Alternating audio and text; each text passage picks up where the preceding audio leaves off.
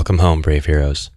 I'm Ash, this is HeroQuest, and today we're going to be taking a look at the Advanced Game System and Advanced Game System 2, both on offer from Lizuren Games through drivethrurpg.com. They retail for $21.99 USD, and I'll put a link in the description below so you can check these out for yourself. The Advanced Game System is a deck of cards that is compatible with our favorite dungeon crawler. That is, a game in which you play a hero and must complete quests. The Advanced Game System is not a game on its own, it is an expansion, and the Advanced Game System 2 is sort of an expansion to this expansion. You can use this one by itself, or you can use both of these together. So let's get to unpackaging. Everything from DriveThruRPG, if it's a card deck, is going to have these very useful and easy to remove bands, as well as this sort of manifest card, which we don't need. The very first card is an instructions card, which is a really handy way to sell a deck of cards on DriveThru and make sure that your players get their instructions. Using Advanced Game System, how to play. Every time a hero kills a monster, draw an EXP points card from that monster's deck. The types of monsters are green monsters, white monsters, and gray monsters. At the end of each quest, you may level up your hero for 1 level every 500 experience points you own. Balancing the game. The Game Master may increase the difficulty of the game, adding these 4 bonuses to the game. For every 1 or more level 1 heroes in play, double wandering monsters. For every 1 or more level 2 heroes in play, +1 mind point monsters. For every 1 or more level 3 heroes in play, +1 body point monsters. And for 1 or more level 4 heroes in play, +1 attack die monsters. Bonuses applied to the game stack. For example, if there is 1 level 4 hero in play, the Game Master must apply all 4 bonuses to the game.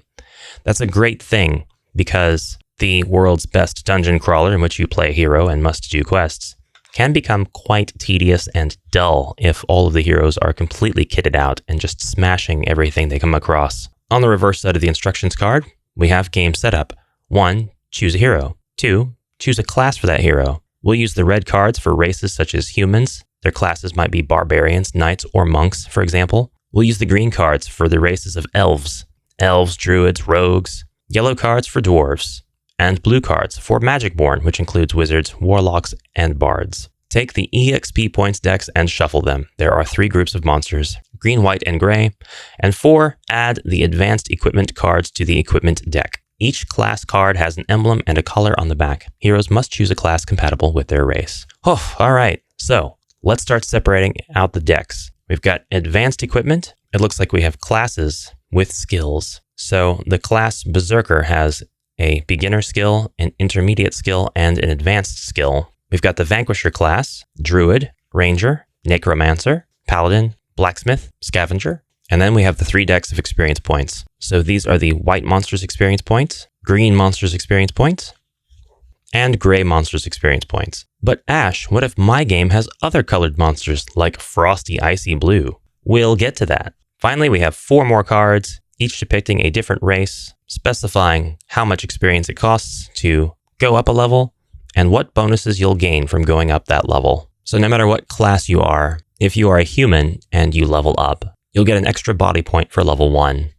Then for level 2, which costs 1,000 EXP, you'll get an extra body and mind point. The highest level in this deck is level 4. For 2,000 EXP, you'll get 1 attack dice, 2 body, and 1 mind, in addition to what your character already has. So if I were playing with the dungeon crawler and this was my character card, for example, I'd probably play my level card just below it. Then I could stack all of my numbers together. That's just how I would do it as an example. Let's look at the most basic thing first, the monster experience points. You would shuffle these and then give a player a card whenever they killed this type of monster. So we've got 50 experience points, 20, 10.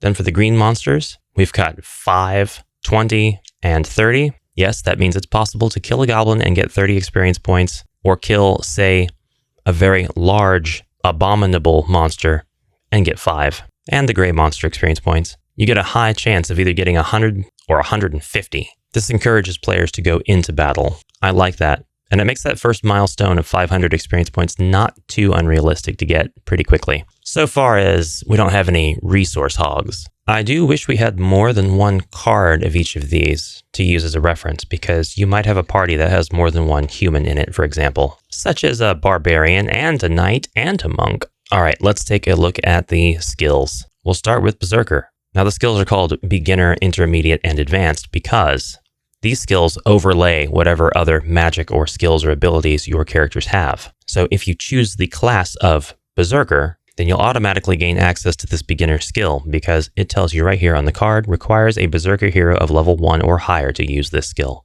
This skill being counterattack. Use the skill after an adjacent monster attacks you. After that attack, you may perform an attack against that monster, maybe used once per quest. The intermediate skill for the Berserker is Whirlwind. Use this skill before attacking. Perform an attack with a melee weapon targeting all adjacent monsters. Each monster rolls its defense dice separately. This one requires a Berserker of level 2 or higher to use this skill. And the advanced skill for the Berserker is Bad Blood. Use this skill after rolling to attack an adjacent monster. You may reroll a single black shield. Do not discard after use. This requires a Berserker hero of level 3 or higher.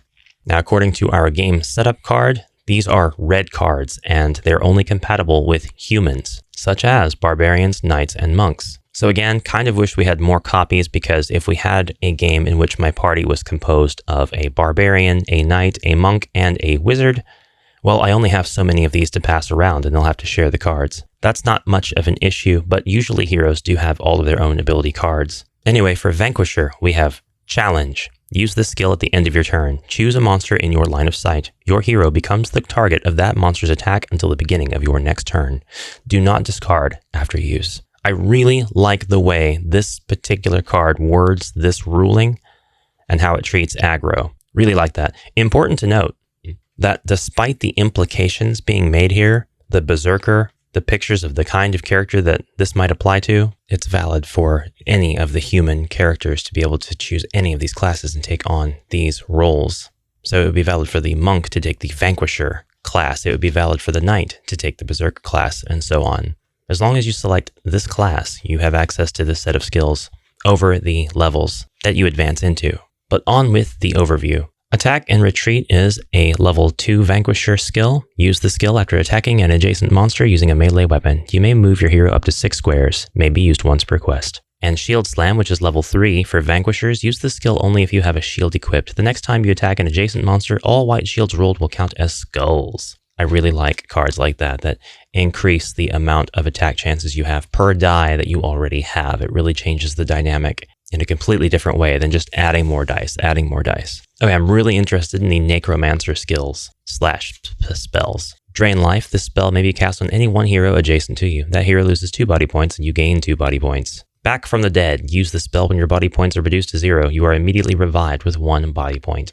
And Controlling Death. This spell may be cast on any one undead monster in your line of sight. You can move and or attack with that monster until the end of your turn. Now it says here the yellow cards are for the races of dwarves, and this really is just explained with the word dwarves because in our favorite dungeon crawler, we really don't have a lot of dwarves. But this expansion seeks to remedy the playstyle options for those who would like more to do with their dwarves. So we've got Scavenger and Blacksmith for the classes. Scavenger has Gold Digger. Use this skill anytime you would draw a treasure card. Draw 3 cards instead and choose one to keep. Then place the other 2 cards on the top of the treasure deck. Level 2 is Dungeoneer. Use this skill when you are in a room with a cupboard in it. You may perform a search for treasure action twice in this room. Do not discard after use. And level 3 has Trail of Riches. Use the skill during your turn immediately after performing a search for treasure action to gain movement points equal to the number of treasure cards you have, up to a maximum of 5. You may move through monster figures.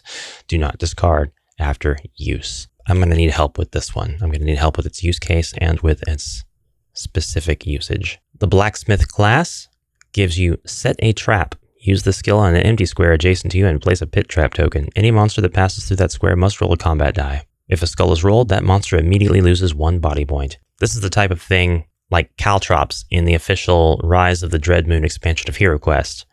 It makes Zargon not want to move through squares. However, as Zargon, I'm just going to move through the square. I'm going to go ahead and roll the dice because I need to get that trap out of my way in order to get that bottleneck cleared so my monsters can continue to flood through the room and attack the heroes. It might seem kind of random for me to talk about right now, but it's just something I've heard about in the past. Well, if I'm Zargon, I'm just not going to step on that square. Just step on the square. Just move your monsters. Whetstone. Use this skill when going to attack a monster adjacent to you. You may add 2 extra combat dice to your equipped weapon on that attack. That is pretty awesome. And Bomb. Use this skill on an empty square in your line of sight. All monsters adjacent to that square suffer a 3 combat dice attack. I don't know that I would have called this one blacksmith myself. Sharpening a blade, that's an adventurer task. Setting a trap, an adventurer task. Throwing a bomb, an adventurer task. I'd have this be the adventurer set of skills. Let's look at the advanced equipment. Dragon Dagger, a weapon. This ancient dagger is unbreakable. It grants you an attack strength of 1 combat dice and allows you to attack diagonally. It does require a hero of level 1 or higher to use it. So, introducing level requirements into the equipment for the advanced game system. This throws a whole new dynamic on the general equipment that's available in the game. I really like that. Dragon Shield.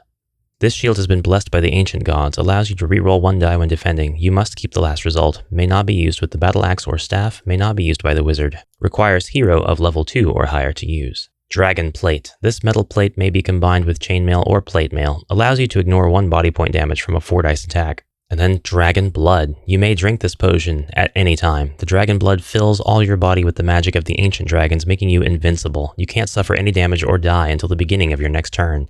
This may only be used once. Requires a hero of level 4 or higher to use. So even consumables can get level requirements. That's highly interesting. This system should be perfectly compatible with a variety of other such overlaying homebrew systems, such as Advanced Armory, Axion Quest, or the Chaos deck. But we're not done. In fact, we're only about halfway done. It's time to unbox, unpackage, overview the expansion to this expansion. This is the Advanced Game System 2. I wonder if the creation of this was prompted by a complaint of scalability. Really, this is the natural progression, in my opinion. So we have our manifest card, which we can discard. And the Advanced Game System 2 has an additional set of completely different rules that we can overlay on top of the first game system deck. Investigation deck tests. We have strength tests, agility tests, toughness tests, and mental tests. For strength tests, we'll roll the number of red dice indicated by the investigate card. If the attack value, using your starting hero card attack value plus any level up bonus of the hero, is equal to or less than the result of the roll, the test will have succeeded. The other tests follow in suit against the hero's body points, mind points, or defense value. On the flip side of this card, we now have an explanation for multicolor class cards. These classes are not subject to particular restrictions and can be used by any race to which a hero belongs. In this expansion, these classes are Bard and Tavern Keeper. There are additional experience points cards. These cards represent the ice blue monsters from the expansion, the Frozen Horror. Now that's a bit on the nose. And investigate cards. During his turn and only once, a hero can investigate a piece of furniture in the room where he is. To do so, he draws the corresponding furniture card from the investigation deck. When he resolves it, he will have to perform one of the 4 required tests. These will go with your advanced game system cards. We'll put the instructions with our other instruction card. We have new cards that explain what happens when you level up to level 5, 6, 7, and 8. For example, a dwarf that reaches level 4 will have no additional attack dice, but will have 2 additional defend dice and an additional body and mind point. But if this same dwarf levels up to level 5, you can see this adds an additional body point. And by the way, these cards can replace these cards as your heroes continue to level up, all the way up to level 8, in which your dwarf will have an additional 4 mind points total, 2 body points total, and 2 defend dice total. Don't underestimate the value of having additional mind points, especially as heroes gain higher and higher levels in your campaign, because at the higher levels, they're generally likely to be in expansions which start to really use those mind points. And in those expansions, when enemies can perform nasty tricks on you, such as using your mind points to cause you to go crazy, or attack your fellow heroes, or lose a turn, well, not having to worry about that stuff can be quite comforting in the face of all of the other threats that you have to face. Just to show you what the other races get, the Magicborn get a total of 4 additional mind points, 3 body, and another defend dice at level 8. Humans get 4 mind points, 3 body points, and 1 additional attack dice, and actually so do elves. We actually get additional green monster experience point cards, and it's the same stuff. The experience points you get range between 5, 20, and 30, with 30 having a really low chance of getting pulled, but you now have more than 1 card for 30 experience points in your deck. Additional white monster cards for experience, no additional gray monster cards, but we do get ice blue monsters experience points. And these are generally high. We have 30 experience points, we have 120 experience points, and we have 170 experience points. And there's actually a pretty good chance of pulling 170 experience points. We still have several cards to go through. We have 1 advanced equipment card in this second deck, the Dragon Ring. This can only be used by the wizard. It allows its wearer to gain double EXP points every time he defeats a monster. It gains triple if that monster has been defeated by a spell. This is an extremely useful card. I can't believe it's only 50 gold coins. In my mind, 5,000 would be a more reasonable expected amount. Maybe not that much. All of the gold that belongs to Prince Magnus. We get access to expert skills. This is a 4th level skill. For the Berserker, it's Last Breath. Use this skill when your hero has 2 or less body points left. Roll 2 additional combat dice when attacking. Do not discard this card after use. This just goes right with our Berserker deck. The Vanquisher gains Protective Armor at level 4. Use the skill when you are the target of a dread spell and only if you have an armor equipped. Your armor protects you from any damage you would suffer as a result of that spell. Can be used once per quest. The Druid, Ranger, and Necromancers all get expert spells, and the expert spell for the Necromancer, since we looked at the other ones, is Brain Rot. This spell can be cast on any monster in your line of sight that has 1 or more mind points. Make a mental test. Roll 2 red dice. If the result is equal to or less than your current mind points, that monster loses 4 mind points. Whether that's relevant in your game or not depends on how you're using the mind points at that point in the game. Paladin, Blacksmith. Blacksmith's level 4 is Dwarf Mind Stone. Use this skill when you are going to make a strength test or an agility test. Since your weapons were forged with stone for the Dwarf Mines, you can add 2 additional points to your values in that test.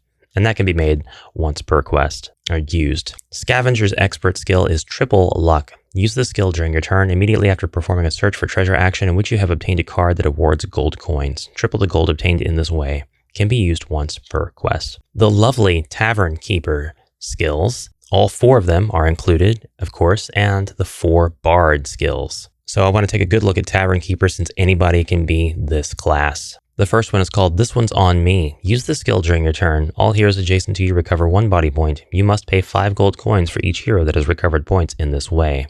Literally giving everybody energy drinks. Drunk in the Dungeon. This is a level 2 Tavern Keeper skill. You try to make a monster adjacent to you drunk. If you succeed, he will only be able to move 1 square each turn. He will attack and or defend with 1 combat die. The monster rolls 1 red die for each of his mind points. If he rolls a 6, he does not succumb to alcohol. You cannot get undead monsters drunk. Can be used once per quest. Undead monsters might not be able to get drunk, but they definitely want to drink. So, in my opinion, it should still work on undeads. But that's because I really like that scene from The Last Unicorn. The Tavern Keeper's Daughter. Use this skill when you are going to perform an attack. Someone has disturbed your daughter, and this cannot go unpunished. You can roll 2 additional combat dice in this attack. Can be used once per quest. What is the context of this one, I wonder? Did you bring your daughter into the dungeon? Can you role play that one of the other characters who's playing a female is your daughter? Or do you just remember suddenly, somebody insulted my daughter. She was flirted with at the tavern. Remembering this sends me into a rage. The level 4 skill is called Tavern Fight. Use this skill when you're about to be attacked. Instead of attacking you, that monster will attack the nearest monster in its line of sight. Nice. You just start a fight between the monsters. I want to look at all of the Bard spells as well. We've got Children's Lullaby. That does not look like a children's lullaby. That looks like a expert level symphony piece. This gentle lullaby causes all monsters within 3 squares of you to fall into a stupor. The spell can be broken immediately or in a later turn. Each monster rolls 1 red die for each of its mind points. If it rolls a 4 or more, the spell is broken. A sleeping monster cannot move, attack, or defend itself. Cannot be used against mummies, zombies, or skeletons. The Bard's intermediate spell is called War Chant, and it affects all monsters within 3 squares of you. Victims' eardrums burst and they lose 1 body point with no way to avoid it. The advanced spell is called Epic Story. You and all heroes within 3 squares of you will roll 1 extra combat die the next attack. And the final spell, level 4, is Requiem. You play a Requiem directed at any monster in your line of sight, which will immediately pass to the realms of the underworld. Remove that monster's miniature from the board. You lose as many body and mind points as that monster. The spell does not affect monsters with their own name. Ooh, that one's risky. Perhaps enough reward for that risk, but still. Now it's time for the Investigate deck. That's the last thing we have to look at for this. And as you might expect, they're all going to be corresponding with a specific piece of furniture that you might find with your game system. But this adds an entirely new element to the search function of the game. So for Alchemist's Bench, scattered on top of an Alchemist's Bench, you find several scrolls that might have important information. You must perform a mental test. Roll 1 red die. If the result is equal to or less than your current mind points, your research is successful. You gain 100 experience points and a random spell scroll. Keep this card until the end of the quest. Some of these can be kind of hurtful. The weapons rack actually forces you to make an agility test because you tried to pick a sword up and the rack collapsed and falls on you. So you have to make an agility test to parry the blow of the swords that fall on you. If you win, you'll get 50 experience points, which doesn't seem like a lot, but you also get a longsword. But if you fail the test, you lose 3 body points for the cuts suffered. Investigating the tomb allows you to gain 35 experience points and chainmail. But if you fail it, a skeleton climbs out of the tomb and attacks you immediately. Investigating the throne actually has a bit of story to it. You're very tired, you sit in the throne because you're tired, and then you activate a trap, and so spikes come out of the back of the throne, and you have to perform a toughness test. If you pass the test, you manage to get up before the spikes stick in you and gain 200 experience points. But if you fail the test, you lose 4 body points and the armor you were wearing. This one's tough. The table is pretty great. You can make a strength test, roll 1 red die. If you win, you'll dismantle the table and use the wood to reinforce your defensive equipment. Until the end of this quest, you can roll 1 extra combat die when defending yourself. If you fail the test, return this card to the investigation deck. The last one I want to look at is bookcase. You see a large number of books arranged by color that seem to have a logical pattern. Perform a mental test. If you pass, you discover a book that does not fit the pattern and gain 50 experience points, and a Magicborn in your group retrieves a spell card that he already used during this quest. If you fail the test, you fail to understand the pattern, return this card to the investigation deck. Now, if you find these are too risky or too OP, you can definitely, as Zargon, ensure that your heroes only can search 1 piece of furniture 1 time for the entire group. If you want the risk to apply to everybody or see if they can get different results or anything like that later on in the game, especially, or if they're overpowered early in the game, you could say that all of the heroes can perform investigations on every piece of furniture they find. If you want to keep track of doing it the former way, you could remove the furniture from the board, but then your board would look pretty sparse. And I mean, I personally wouldn't do that, but it's one way you could keep track. Anyway, guys, that is the Advanced Game System by Lizuren Games and the Advanced Game System 2. In your quest to collect every single piece of homebrew material designed to work with your favorite dungeon crawler, the only con that I can think of, and this is going to matter to some people and not to others, is all of the art is AI generated. I did reach out to Lizuren to ask if this was the case because a lot of it seemed pretty obvious to me, and to the trained eye it will seem obvious. For a lot of folks, it's not going to be a big deal or an issue at all, but to some it may be a deciding factor in whether or not to purchase these cards. Personally, I do not use or prefer AI art, so I do understand this perspective. Other than that, there are no cons from me. I want to thank Lizuren profusely for sending me both of these decks as a gift. Thank you very much, Lizuren. Thank you to all the brave heroes who view this content, especially the champions who are my patrons, a list of which is coming up right now. Until next time, brave heroes, bye for now.